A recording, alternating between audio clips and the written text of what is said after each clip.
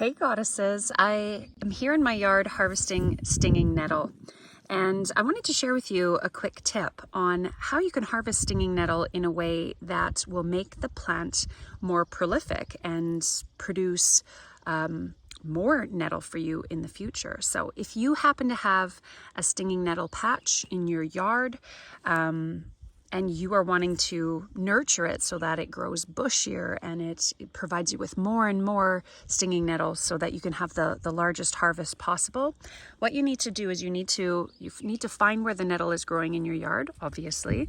Here's an example. This is a nice, healthy stinging nettle plant here. And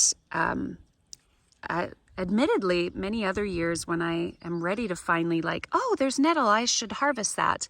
A lot of times it's almost past its prime. I'm getting it when the plant is really tall, and they can get very, very tall.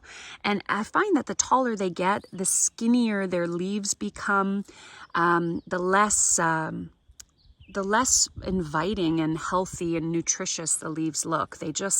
The plant is putting all of its energy into growing as fast as it can and producing its seed so that it can have future generations of itself.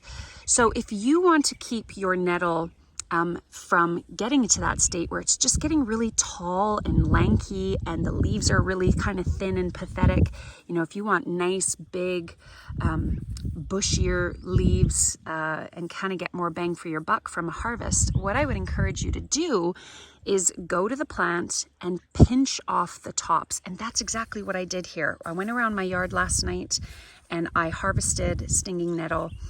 But all I did was I snipped off the tops of every plant.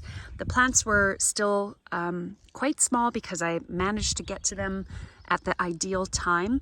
And what I'm trying to do is take the tops off so that the plant will focus less on trying to get to its seed stage, its mature seed stage, so that it can have babies.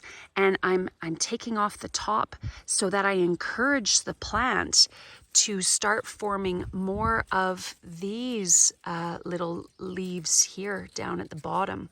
So what happens is every little, probably couple inches or so of the plant, if we were to just look at the top of it, and usually what I do is I count 6 leaves. So I've got 2 here, 4, 6, and I'll go right under the 6 leaves and I'll just pinch off that stem. So that's what I'm harvesting, just the top area here. And then it's kind of left it headless.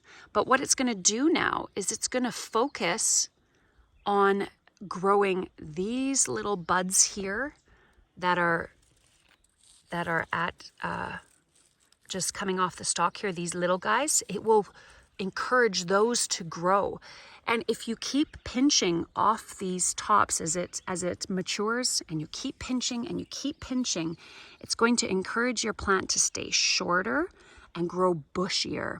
It's the same concept for when you're harvesting basil or many of your other plants and garden herbs. So as you can see, I went around my yard and I managed to harvest a whole big bowl of stinging nettles. And what I'm going to do with these, if I have time, is I'm going to do nettle spanakopita, a beautiful Greek dish that's done with phyllo pastry and butter and fried onions and brown rice and feta cheese and eggs. It's so good.